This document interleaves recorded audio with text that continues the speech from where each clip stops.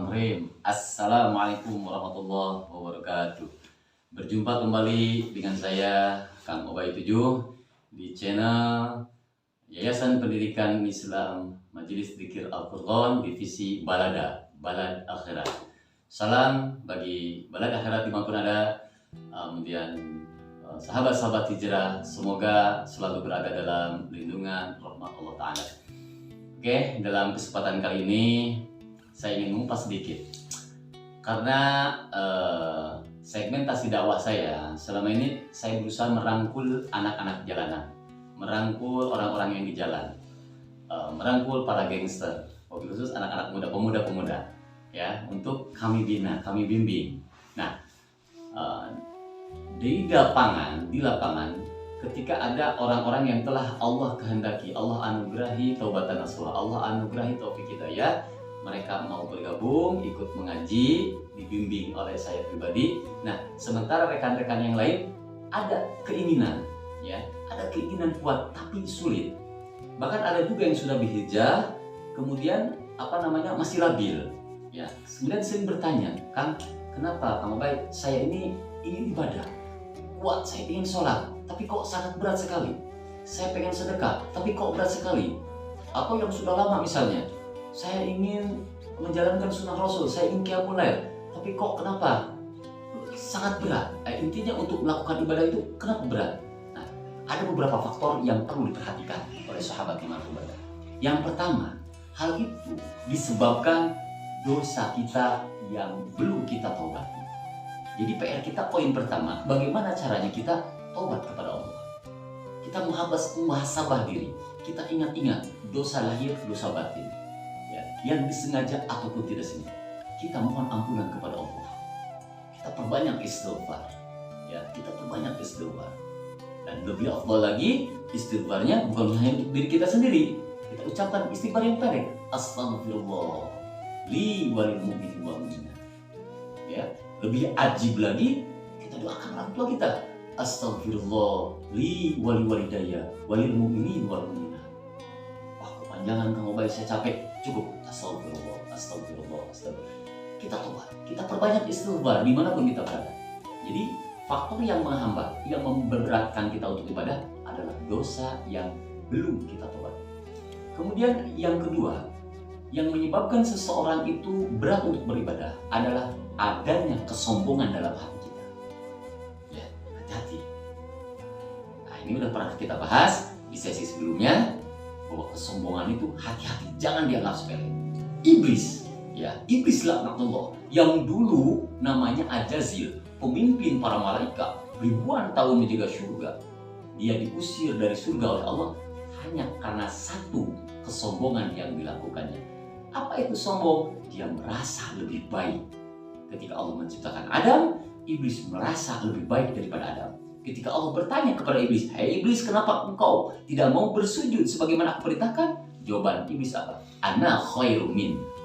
Khalaqtani min nari wa khalaqtahu min tin." Aku lebih baik daripada Adam. Engkau ciptakan aku dari api, sementara kau ciptakan Adam dari tanah. Oh, api lebih baik daripada tanah. Nah, inilah definisi sombong, merasa lebih baik, sebagaimana kajian kita sebelumnya, ya. Kemudian yang kedua, ancaman Allah dalam hadis qudsi. Ini pun telah kita bahas, bahwa kata Allah, al-kibriyai ridai. Kesombongan itu ridaku, selendangku. Barang siapa yang mencoba merebutnya, akan aku campakkan ke dalam jahanam. Nauzubillah summa nauzubillah.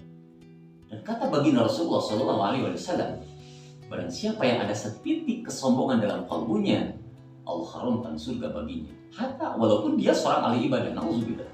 Nah, faktor sombong itu banyak.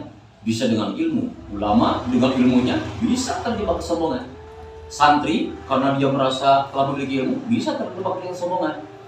Seorang agnia, seorang yang kaya raya, dia terjebak sombong dengan hartanya, dengan jabatannya, dengan pengikutnya, dengan fisiknya dan lain sebagainya. Maka kita berlindung kepada Allah, ya Allah, jauhkan hati hamba dari sifat kesombongan. Hati-hati. Itu yang menyebabkan sulitnya beribadah. Yang kedua. Yang ketiga, yang menyebabkan kita sulit beribadah ini adalah sifat tamak, sifat serakah, sifat rakus, merasa tidak cukup. Ya, kita sudah punya ini, pengen yang lebih, serakah. Akibat apa serakah? Akibat hubbud dunya. Inilah yang Rasulullah Shallallahu Alaihi Wasallam khawatirkan 15 abad yang lalu. Aku tidak khawatir umatku kembali menyembah berhala. Yang aku khawatirkan mereka berlomba-lomba mengejar dunia.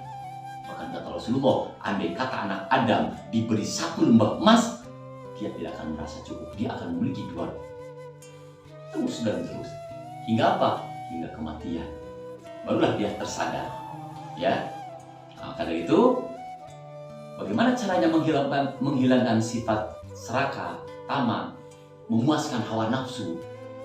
Ya ada lain.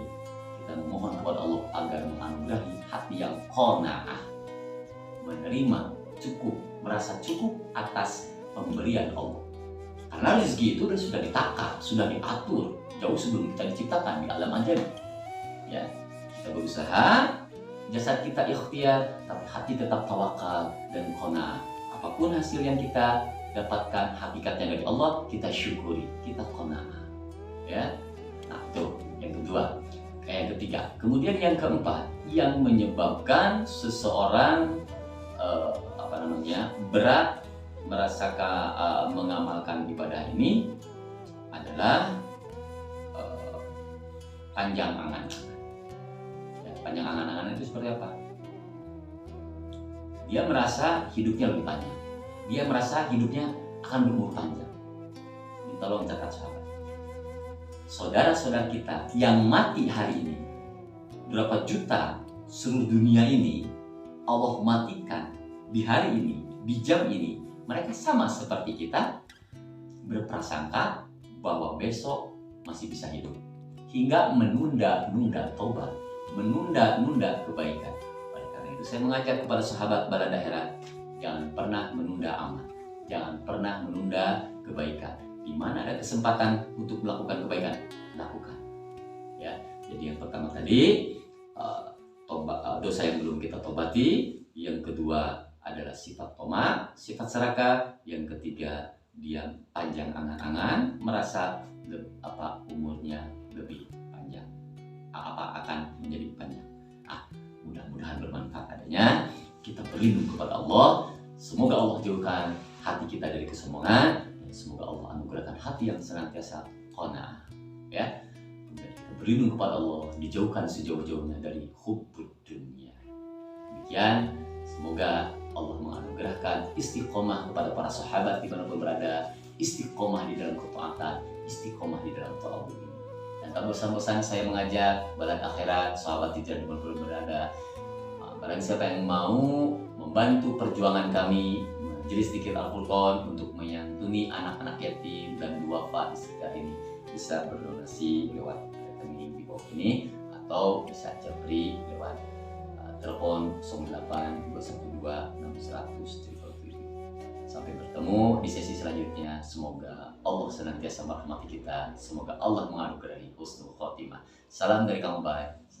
Semangat hijrah, semangat thalabul ilmi. Assalamualaikum.